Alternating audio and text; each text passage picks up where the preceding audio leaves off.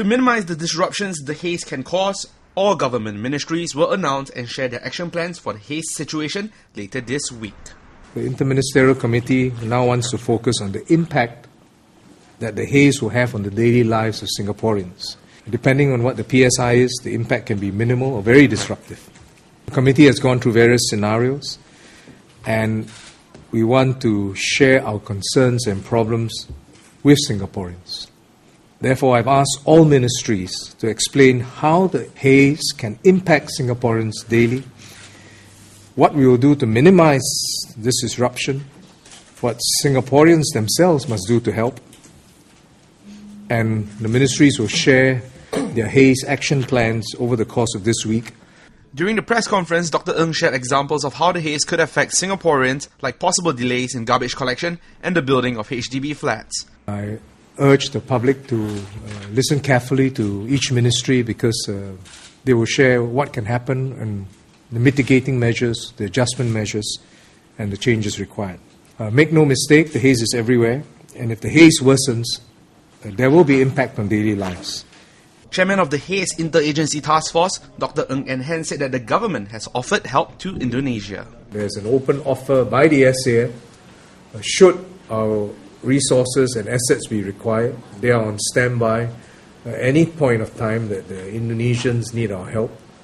We are ready. In fact, we would like to help you solve the problem at source, and that offer stands.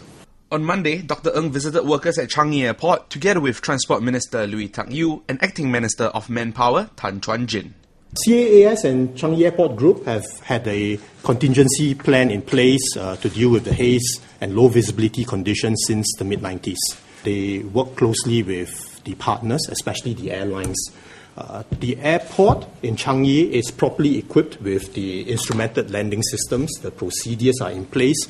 And on occasion, we have had to increase the separation between the aircraft, between takeoff and landings, just as a precaution.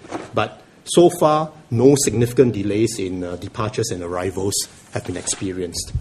Changi Airport Group has taken various measures to protect its workforce, such as displaying notices and health advisories at exit points for airport staff members, providing bottled water to airport staff who work outdoors, and redeploying older workers and workers with pre-existing health conditions to indoor duties.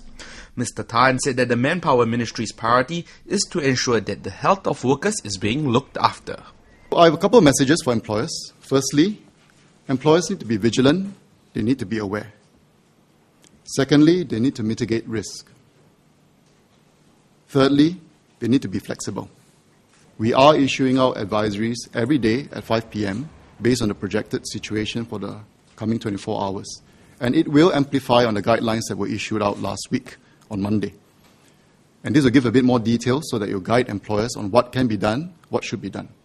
The guidelines, which can be found on MOM's website, advise employers what to do when the PSI is in the unhealthy zone. One example is that any employee who has difficulty using respirators while working outdoors should be deployed to work indoors when the PSI level goes beyond 100.